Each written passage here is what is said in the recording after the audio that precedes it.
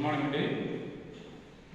మౌర్య సామ్రాజ్యానికి సంబంధించిన ఆధారాల్లో ఇవాళ మనం పోటీ పరీక్ష దృష్ట్యా మరొక ఇంపార్టెంట్ టాపిక్ పురావస్తు ఆధారం.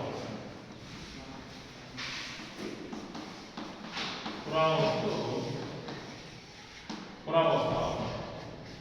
సో ఇందులో ఏముంటాయి? నెంబర్ 1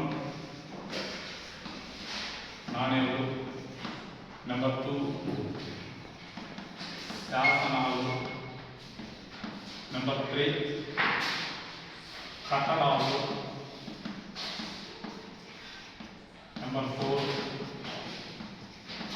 గుహలు, భవనాలు. సో ఇవి ఆనాటికి ఒక రాజ్య పరిపాలన వ్యవస్థలో ఉన్న అంశాల గురించి మనకు చక్కగా వివరిస్తాయి. అట్ ద సేమ్ టైం పోటీ పరీక్షల దృష్టి ఇవి మనకి వెరీ ఇంపార్టెంట్. పోటీ పరీక్షలు మనకి ఎట్లా అడుగుతున్నారు అన్నది ఒకసారి వెరీ ఇంపార్టెంట్. నేను బాగా గుర్తుపెట్టుకోవాలి. ఇప్పుడు పురావస్తు ఆధారాల్లో నాణ్యాలు చూద్దామండి. నాణ్యాలు లేదా నాణ్యాలు. సో డబ్బు ఎక్కడైనా అది ఇంపార్టెంట్ కదా, ఎవరికైనా నాణ్యాలు. సో దీని గురించి అధ్యయనం చేసే శాస్త్రం ఏమంటారంటే న్యూమిస్మాటిక్స్.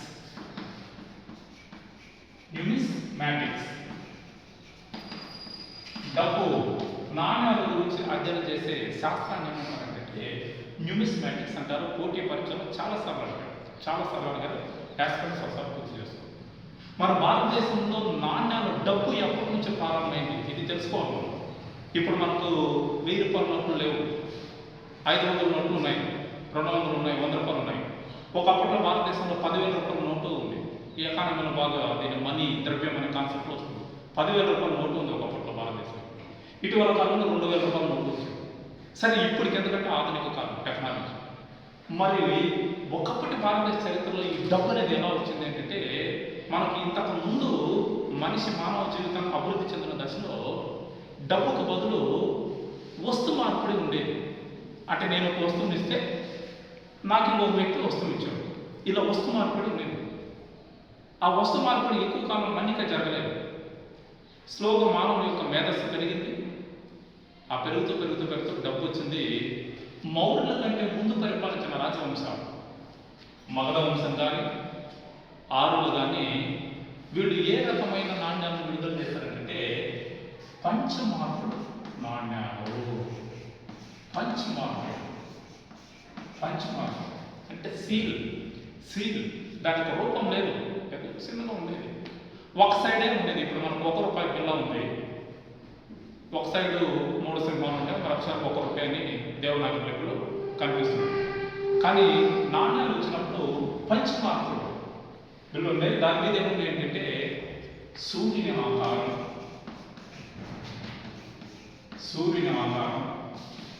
నెమలి ఆకారం,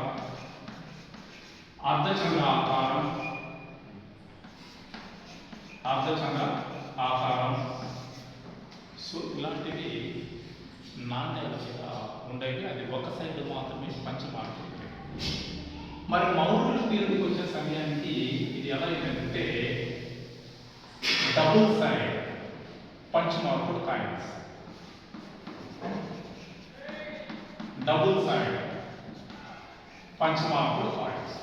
రెండు వైపులు పంచం ఉండేది. దీని మీద లిపి లేదు దీని మీద. ఇప్పుడు మనకు 1 రూపాయి 1 రూపాయి అని ఉంటుంది మన కాయిన్స్. 5,000 రూపీస్ అని ఉంటుంది. 50 రూపీస్ అని ఉంటుంది.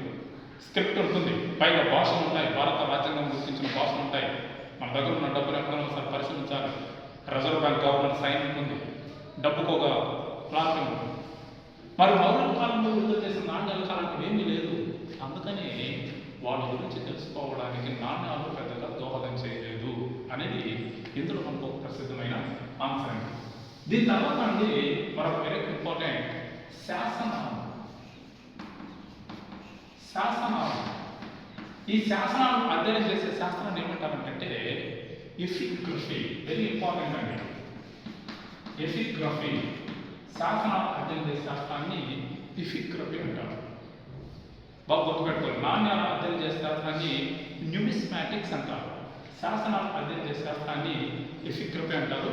భారతదేశంలో మొట్టమొదటిసారి శాసనాలు వేసిన చక్రవర్తి అశోకుడు. So very important. భారతదేశంలో మొట్టమొదటిసారి శాసనాలు వేసిన చక్రవర్తి అశోకుడు. అశోకుని శాసనాలు కనుగొన్న తొరకు పురాణాల ప్రకారం అశోకుడు ఒక సాధారణ మనిషి. ఎప్పుడైతే అశోక శాసనాలు కనుగొన్నారో అప్పుడు అశోకుడు ఒక గొప్ప చక్రవర్తి. ఇది ఇంపార్టెంట్ అండి. అశోకుడు ఒక గొప్ప చక్రవర్తి. సో అలా శాసనాలు భారతదేశంలో మొట్టమొదటిసారి వేసిన వ్యక్తి. మరి ఏంటి అశోకుడు ఒకడైనా ఇంకెవరో వేశారంటే మిగతా వాళ్ళు కూడా కొంతమంది శాసనాలు వేశారు. సో ఫర్ ఎగ్జాంపుల్ జునాగఢ్ శాసనం. ఇది చాలా మంది అంటారండి మనకు హిస్టారికల్గా మన ఎగ్జామినేషన్ చూస్తారు. జునాగఢ్ శాసనం, రుద్రదమన్, జునాగఢ్ శాసనం, రుద్రదమన్. ఈ శాసనం ప్రత్యేకత ఏంటంటే చంద్రగుప్త మౌర్యుని అశోకుని కలిపి ఒకే చోట ఏర్పాటు చేసిన శాసనం అండి. వాళ్ళిద్దరు పేర్ల గురించి తెలియజేసిన చంద్రగుప్త మౌర్యుడు వెరీ ఇంపార్టెంట్ అండి. చంద్రగుప్త మౌర్యుడు ప్లస్ అశోకుడు వీళ్ళిద్దరు పేర్లు ఒకే చోట చూపించిన శాసనం జునాగఢ్ శాసనం. రుద్రదమన్ ఇచ్చాడు. సో ఇందులో సుదర్శన తటాకం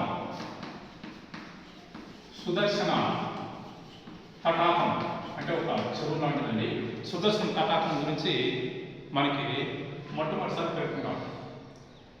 అలాగే వైశ్య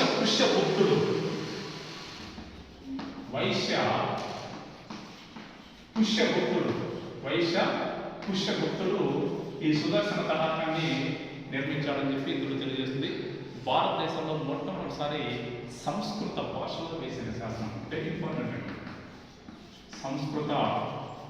సంస్కృత భాషలో వేసిన శాసనం జునాగఢ్ శాసనం. So very important. మన పోటీ పరీక్షలో చాలాసార్లు SI ఎగ్జామ్లో కానీ పోలీస్ ఎగ్జామ్లో కానీ ఇలాంటి వీటిలో చాలాసార్లు వచ్చాయండి. ఈ టాపిక్లో నుంచి ఒకసారి ఆస్పిరెంట్స్ గుర్తుపెట్టుకోవాలి. ఒకటి జునాగఢ్ శాసనం.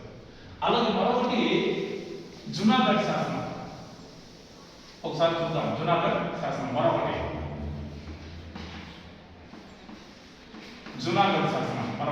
స్కందగుప్తుడు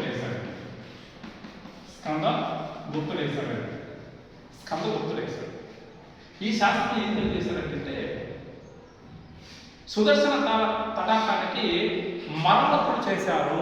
రిపేర్మెంట్స్, మరమ్మతులు. దీనికి సుదర్శన తటాకం దీనికి మరమ్మతులు ఏర్పాటు చేశారని చెప్పేసి స్కందగుప్తుడు వేసిన జునాగఢ్ శాసనం. ఈ రెండు వివరాల గురించి వివరిస్తాం. దీని తర్వాత భారతదేశంలో అత్యధిక శాసనాలు వేసిన చక్రవర్తి అశోకుడు వేసిన శాసనాలు, ఆ శాసనాలు ఎక్కడ దొరికాయి, ఎవరు కనుక్కున్నారు, ఎక్కడ బయలుపడినాయి, దాని యొక్క ప్రత్యేకత ఏంటి అన్నది నెక్స్ట్ క్లాస్లో చూద్దాం. Thank you.